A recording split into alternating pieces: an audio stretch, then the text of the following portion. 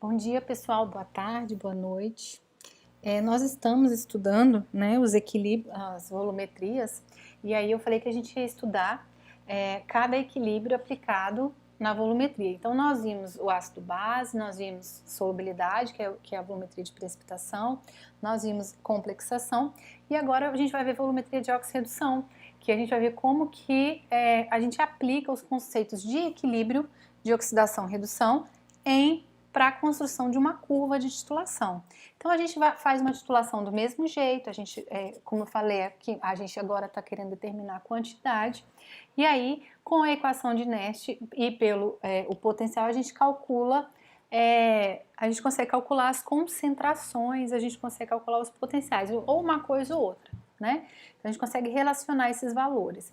Então aqui, por exemplo, algumas reações de oxidação que podem ocorrer com a participação de hidrogênio e sem. Eu vou falar para vocês só da curva para sem hidrogênio. Com hidrogênio ela é um pouco mais complicada, então vamos nos ater só a essas reações que ocorrem sem a participação de hidrogênio. Lembrando que no equilíbrio o potencial da célula é igual a zero, tá? Então, as reações sem a participação do hidrogênio. Aqui eu estou dando um exemplo, a titulação de sulfato de ferro. Então eu estou titulando o ferro com uma solução de cério. Então o cério é quem eu estou pingando e eu estou titulando o ferro que está lá na minha solução. O potencial deles, eu falei que potencial a gente escreve sempre potencial de redução, então eu vou escrever as duas reações reduzindo. Quem tem maior potencial de redução? O cério. Então ele vai reduzir e o ferro vai oxidar nessa nossa titulação. E aí então o cério é o nosso titulante, ferro é o nosso titulado, que é quem está lá dentro do nosso recipiente. E aí, como que a gente faz então para fazer essa curva? Opa! Então, primeira coisa, escreve as reações. Eu já sei então que o cério é meu agente oxidante, ele é quem vai reduzir, né? Porque ele tem maior potencial, então ele é um agente oxidante. Então aqui a gente já colocou ele reduzindo. O ferro vai oxidar. Então escrevemos a reação o contrário, porque a gente escreve dessa forma para saber o potencial, mas na nossa titulação a reação que está acontecendo é ferro 2+, virando ferro 3+. Ele está oxidando. Quando a gente junta, faz a soma das duas equações, a gente tem que, aqui é a nossa equação global, o cério reagindo com o ferro, o cério reduzindo e o ferro oxidando. E o potencial da célula, ele é o potencial do agente oxidante menos do agente redutor. Então vai dar 1,44 menos 0,77, então o potencial dessa célula é 0,67. Se deu maior do que zero, a gente já viu que essa reação é espontânea, lá na aula de equilíbrio. Então, essa reação é espontânea, eu consigo então fazer essa titulação? Consigo, porque se não fosse espontânea, eu não conseguiria fazer essa reação. E aí então, a não ser que eu fosse oxidar um e reduzir o outro, enfim, estaria escrito errado pelo menos, né? E aí, como que a gente faz então a curva? A gente calcula, determina o ponto de equivalência igual faz até agora, o número de C1, V1, C2, V2. E aí o ponto de equivalência é em 25 ml, concentração igual é 1:1, então se eu tenho 25 ml de ferro, eu vou precisar de 25 ml do cério. Então, como que eu calculo o potencial da minha célula antes do ponto de equivalência? Então, imaginemos que a gente viu que a gente precisa adicionar 25 ml de cério, a gente adicionou 5 ml. Isso quer dizer que vai sobrar ferro 2+ na nossa solução. Todo o ferro foi oxidado? Não, porque vai sobrar. Eu vi que para oxidar todo o ferro eu preciso de 25 ml. Quanto que vai sobrar de ferro 2+? O que eu tinha menos a quantidade que eu coloquei de cério, porque o número de mols, eu tinha uma quantidade de ferro no início, pode montar aquela tabelinha também, de início, reage, final, dá no mesmo, tá? Mas a gente sempre faz isso, quanto eu tinha no início, menos quanto eu adicionei de cério, por quê? Em número de mols, não em concentração. Porque como é 1:1, a quantidade que eu adicionar de cério vai reagir toda com ferro. E vai sobrar ainda ferro 2+. Vai sobrar quanto? o que eu tinha no início menos o que reagiu. E aí, para eu achar a nova concentração, aqui eu já estou achando o número de mol de cada um, pode fazer aquela tabelinha, qualquer dúvida a gente também tira lá no Meet, divide pelo volume total para achar a nova concentração. Achou a nova concentração. O ferro 3+, qual que é a concentração de ferro 3+? É a quantidade que formou. Eu formei alguma coisa de ferro 3+, não formei? Formei quanto? Formei a quantidade de sério que eu tinha, virou tudo, reagiu tudo. Então, se é 1 para 1, o número de mols de sério que eu adicionei é o número de mols de ferro 3+, que eu formei. Então, o número de mols que eu formei vai ser 0,1 vezes 5, que é o número de mols de sério que eu adicionei, por isso repetiu aqui, divide pelo volume total para achar a nova concentração.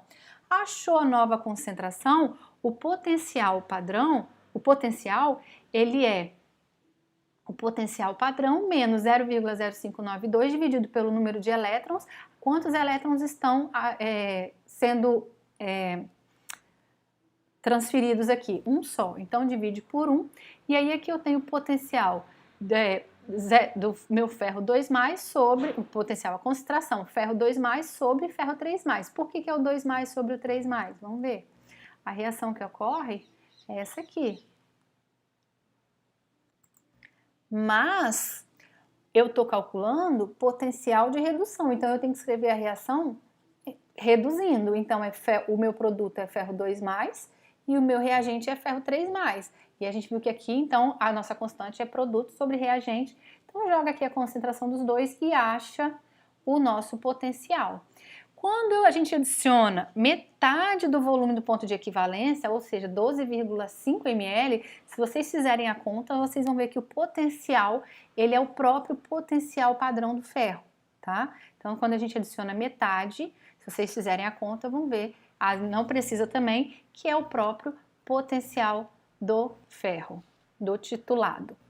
No ponto de equivalência, quando eu adiciono 25 ml de sério, o potencial ele é a média ponderada dos potenciais. Então eu tenho o potencial de um de outro, como é um mol de cada um, né? Porque aqui ponderado é o quê? Eu multiplico pelo número de cada um, né? Dividido pela soma deles. Média ponderada, não é média simples. A gente acha o potencial no ponto de equivalência. E após o ponto de equivalência, agora, quando eu adiciono 25,10 ml de sério, significa que eu estou colocando sério a mais, 0,1 ml a mais. Então, eu vou ter sobra de sério. A equação eu escrevo dessa forma aqui, sério 3+, sobre sério 4+. Por quê?